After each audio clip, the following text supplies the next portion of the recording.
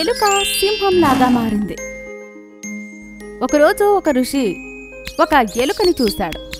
పాపం ఆ ఎలుక పిల్లి నుండి తప్పించుకుంటూ పరిగెడుతుంది.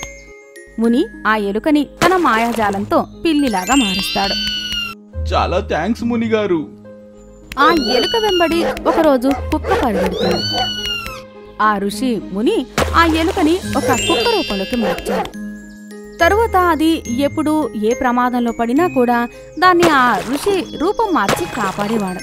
ఎప్పటిలాగానే ఆ ఎలుక వెంబడి ఒక సింహం పడింది. అయితే ఆ ముని దాన్ని సింహంలాగా మార్చాడు. ఆ ముని ఆ విధంగా ఎలుకని ఎల్లప్పుడూ రక్షిస్తూ ఉండేవాడు. కానీ ఆ విధంగా ముని రక్షించడం పట్ల జంతువులన్నీ కలిసి దానిని ఆట పట్టించేవే.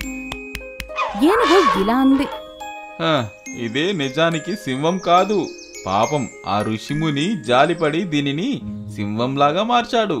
ఉండని లేరా, నువ్వు నిజానికి మాత్రం ఎలుకవే. తర్వాత నక్క ఇలా అంది, అరే ఎలక మామ, నేను నీకు మంచిగా అర్థం చేసి చెప్తాను, నా మాట విను. ఈ అడవిలోని అన్ని జంతువులు నిన్ను ఆట పట్టిస్తాయి. నువ్వు ఏం శక్తిశాలివి కావు, కేవలం బాబా శక్తి దయ వల్లే నువ్వు సింహంలాగా అయ్యావని అనుకుంటున్నాయి. అసలు నువ్వు ఏమి చెయ్యలేవని హేళన చేస్తున్నాయి.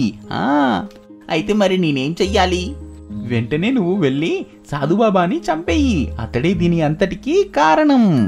సాధుబాబా సహాయం వల్లనే తను ఈరోజు ప్రాణాలతో ఉన్నాను అనే విషయం ఆ సింహం ఎప్పుడో మరచిపోయింది. అందరూ చెప్పే మాటలు విని అది ఇంకా కోపంతో ఎగసిపడింది. అది సాధుబాబాని చంపడానికి బయలుదేరింది. సాధుబాబా తన స్థలంలో చెట్టు కింద ధ్యానంలో కూర్చున్నాడు. అతను కళ్ళు తెరిచి చూసేసరికి అదే ఎలుక, తను సింహంగా మార్చిన ఎలుక అతని ఎదురుగా గాండ్రిస్తూ నిల్చుంది. సాధుబాబా గాబరా పడ్డాడు. సాధుబాబా ఆ ఎలుక తనపై దాడి చేస్తుందేమో అని భయపడ్డాడు. కానీ జరిగింది మాత్రం చివరికి తారుమారైంది. ఆ సింహం సాధుబాబాపై దాడికి దిగగానే చివరికి సింహంని సాధుబాబా మళ్ళీ ఎలుకగా మార్చాడు. సాధుబాబా ఇలా అన్నాడు, నువ్వు చాలా మూర్ఖుడివి. నీకు కనీసం కృతజ్ఞతాభావం కూడా లేదు. నువ్వు ఈరోజు ప్రాణాలతో ఉన్నావంటే దానికి కారణం నేనేనని మర్చిపోయావా? ఈ రోజు నుండి నువ్వు కేవలం ఒక ఎలుకలా మాత్రమే ఉంటావు. ఏ జంతువైనా వచ్చి నిన్ను దాడి చేసి తినేస్తుంది. నేను ఇక మీదట నీకు ఎలాంటి సహాయం చెయ్యను. ఎలుకకి తను చేసిన దానిపై చాలా పశ్చాత్తాపం పడింది. అది ఇలా ఆలోచించింది, అయ్యో, నేను అసలు ఏం చేశాను? ఆ బాబా ప్రతిసారి నా ప్రాణాలు కాపాడుతూ నన్ను ఎంతో రక్షించాడు. నేను మిగతా జంతువుల మాటలు విని నా జీవితం పాడు చేసుకున్నాను. అయ్యో. తరువాత ఒకరోజు ఆ ఎలుకని పిల్లి పట్టుకుని చంపి తినేసింది. కాని ఈసారి సాధుబాబా తన ప్రాణాలు కాపాడలేదు. అత్యాసగల గాడిద యొక్క కోరిక. ఒక అడవిలో టింకు అనే పేరుగల గాడిద ఉండేది. వాళ్ళ కుటుంబ సభ్యులందరూ యజమానుల కోసం ఏదో ఒక పనిని చేస్తూ ఉండేవి. టింకు చాలా తెలివి తక్కువ గాడిద. అందువల్ల ఎవరూ కూడా ఆ గాడిదకు పనులను అప్పగించేవారు కాదు. టింకు ప్రతిరోజు పని కోసం చాలా ప్రయత్నాలు చేసేది. నాకు ఏ యజమాని ఎవ్వరు కూడా పని ఇవ్వరు. ఎప్పుడు కూడా నన్ను ఎగతాళి హేళన చేస్తున్నారు. ఒకరోజు ఒక దేవకన్య టింకు ముందు ప్రత్యక్షమవుతుంది. టింకు దగ్గరికి వచ్చి ఇలా అంది, టింకు, నీ జీవితం ఇప్పుడు చాలా మెరుగవబోతుంది. నువ్వు ఏది అనుకున్నా అది నెరవేరుతుంది. నిజంగా పని చేసుకోవాలనుకుంటున్నావా? నేను అన్నింటిలో మిన్నా అనే పేరు తెచ్చుకోవాలనుకుంటున్నాను దేవకన్య గారు. నేను కూడా ఆ పని చేయగలనని అందరికి తెలియాలి.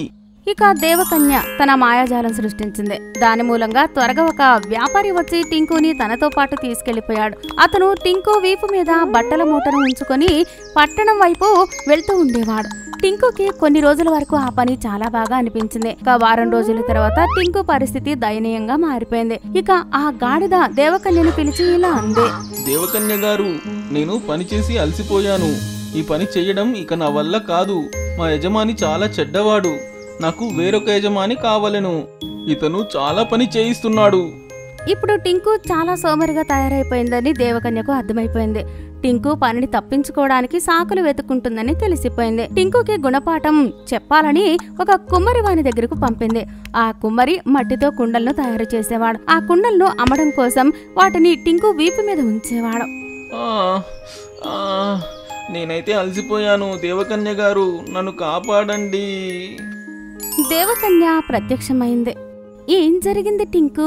అలా అలసిపోయావు నువ్వు? టింకు వాళ్ళ యజమాని టింకుతో పని చేయించేవాడు. కానీ టింకు పట్ల చాలా శ్రద్ధ వహించేవాడు. కానీ పని తప్పించుకోవడం కోసం టింకు దేవకన్యతో అబద్ధం చెప్పింది. లేదు లేదు దేవకన్య గారు, మా యజమాని చాలా చెడ్డవాడు. అతను నన్ను కొడతాడు. తినడానికి కూడా ఏమీ పెట్టట్లేదు. నేనిక చివరిసారిగా మీ యజమానికి బదలాయిస్తున్నాను. నువ్వు నిజంగా ఇదే అనుకుంటున్నావా? మా యజమానిని త్వరగా బదలాయించండి. ఇక దేవకన్య టింకుని ఒక చెడ్డవాడైన విగ్రహాలు తయారు చేసే వ్యక్తి దగ్గరికి పంపింది. ఆ విగ్రహాలు తయారు చేసేవాడు నిజంగా చాలా చెడ్డవాడు. టింకుని చాలా పెట్టేవాడు. అరే లేదు లేదు దేవకన్య గారు, మా పాత యజమానే చాలా మంచివాడు. నన్ను అతని దగ్గరికి పంపండి. ఇతను చాలా కొడతాడు. ఇప్పుడిక ఏమీ చేయలేము టింకు, కాలం మారిపోయింది. ఇక నీ కోరిక ఏదైతే ఉందో అది కూడా నెరవేరిపోయింది. టింకుకి ఇక ఇప్పుడు తన పొరపాటు అర్థమైపోయింది. కనువిప్పు కలిగింది. బరువులు మోయడం, అందులోనే ఆనందం, సంతృప్తి ఉంటుందని అర్థమైంది. అందువల్ల అంటారు, అబద్ధం ఆడకూడదని, అస్సలు సోమరుల్లాగా ఉండకూడదని. మోసం చేసే సింహం ఇంకా వడ్రంగి పిట్ట. ఒక దట్టమైన అడవిలో ఒక పెద్ద సింహం ఉండేది. అడవి దాని రాజ్యం. అందరూ దానిని చూసి భయపడేవారు. అన్ని జంతువులు ఆ చోటికి కూడా వెళ్లేవారు కాదు. ఎక్కడైతే సింహం షికారుకి వెళ్లేదో. ఒకరోజు షికారుకి వెళ్తూ ఉండగా సింహంకి ఒక జింక దొరుకుతుంది. దాన్ని తింటూ ఉండగా ఒక పెద్ద ఎముక వెళ్లి తన గొంతులో ఇరుక్కుంటుంది. అరే ఇదేంటి? ఈ పెద్ద ఎముక నా గొంతులో ఇరుక్కుపోయింది. ఏం చెయ్యాలి ఇప్పుడు నేను? ఎవరైనా ఉన్నారా? నాకు సహాయం చెయ్యండి, సహాయం. సింహం గట్టిగట్టిగా అరుస్తూ ఉంటుంది. సింహం అరుపులు విని ఒక చెట్టు పైన కూర్చొని ఉన్న వడ్రంగి పిట్ట ఇలా అనుకుంటుంది. అరే ఇది ఏంటి?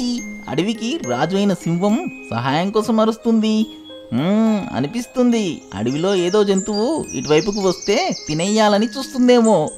ఒకవేళ రాజు నిజంగానే సహాయం కోసం అరుస్తున్నాడా? నేను ఎందుకు సహాయం చెయ్యకూడదు? వడ్రంగి పిట్ట సహాయం చేయడానికి సింహం దగ్గరికి వెళ్తుంది. అరే వడ్రంగి పిట్ట, తొందరగా నా గొంతులో నుండి ఎముకని తీయి. తింటూ ఉండగా ఒక ఎముక నా గొంతులో ఇరుక్కుపోయింది.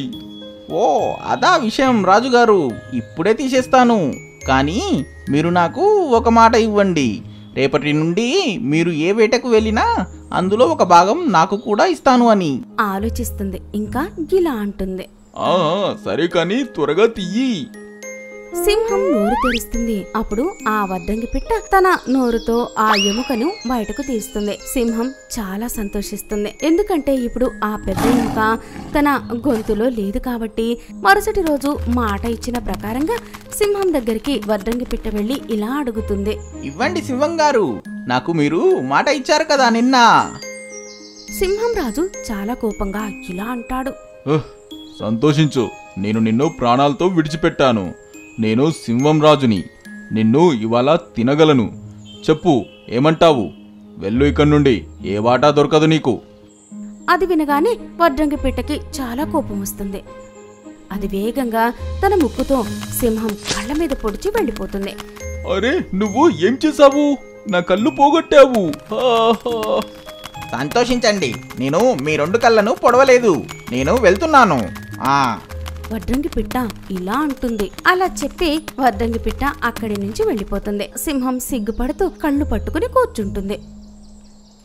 ఒక అడవిలో బిల్లు అనే ఒక ఎలుక ఉండేది. అది తిండిబోతు ఎలుక. అది ఎప్పుడూ తింటూనే ఉండేది. బిల్లు ఇంటి సభ్యులు ఎప్పుడూ దానికి నచ్చజెప్తూ ఉండేవారు. బిల్లు నాన్న, ఇంత తినడం మంచిది కాదు. నువ్వు లావు అయిపోతావు. ఇంకా అనారోగ్యం కూడా అవుతుంది. లేదు అమ్మా, ఏం కాదు, నన్ను తిననివ్వు. అడవిరాజు సింహం పుట్టినరోజు. రాజు అన్ని జంతువుల్ని పార్టీకి పిలుస్తాడు. బిల్లు కూడా రాజు పుట్టినరోజు వేడుకకు వెళ్తాడు. అక్కడ అన్ని రకాల వంటలు చూసి బిల్లు చాలా సంతోషిస్తాడు. ఇంకా అతను చాలా తినడం మొదలు పెడతాడు. రాజు ఇంకా అన్ని జంతువులు బిల్లుపై చాలా కోపంగా చూస్తారు. అందరూ దాన్ని ఇంటికి తిరిగి వెళ్ళమని చెప్తారు. ఇంత రుచికరమైన భోజనం చూస్తూ నేను ఎలా ఆగగలను? మజా వచ్చింది. బిల్లు తిండి పిచ్చి అస్సలు తగ్గలేదు. అది మెల్లిమెల్లిగా లావవుతూ ఉంది. ఒకరోజు బిల్లు స్నేహితుడు దానిని ఒక చెరుకుగడ దొంగతనం చేయడానికి పిలుస్తాడు. అరే చెరుకుగడ అయితే తీయగా ఉంటుంది. పద, భలే మజా వస్తుంది. పద పద. బిల్లు తన స్నేహితుడు ఇద్దరూ కలిసి చెరుకు తోటకు వెళ్తారు. కాని అక్కడ బిల్లు అవి చూసి తింటూ కూర్చున్నాడు. ఆ తర్వాత అరే బిల్లు, తొందరగా రా, ఇక్కడ నిలబడడం మంచిది కాదు. మనం తొందరగా ఇక్కడి నుంచి వెళ్ళిపోవాలి. పదా. బిల్లు తన స్నేహితుడి మాట వినలేదు. అక్కడే నిలబడి చెరుకు తింటూ ఉన్నాడు. అప్పుడే కొద్ది సమయంలో ఒక పిల్లి అక్కడికి వస్తుంది. బిల్లు పిల్లిని చూసి పారిపోతూ ఉంటాడు. కాని అంత ఎక్కువ తిన్న కారణంగా తాను పరుగెత్తలేకపోయాడు. బిల్లు చాలా ప్రయత్నించిన తర్వాత ఒక చెట్టు కిందకు వెళ్లి దాక్కున్నాడు.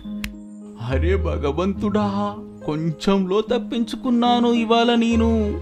ఇప్పటి నుండి నా అతి తిండిని తగ్గించాల్సిందే, మారాల్సిందే. ఇక ఇంత బరువు, ఇంత తిండి పరిగెత్తడమే కష్టమయ్యింది నాకు. బిల్లుకి ఇప్పుడు తెలిసొచ్చింది. ఇంకా ఆ రోజు నుండి అతను తాను తినడం తాగడం తగ్గించాడు. మెల్లిమెల్లిగా బిల్లు బరువు తగ్గాడు. ఇంకా చాలా వేగంగా పరిగెత్తగలిగేవాడు.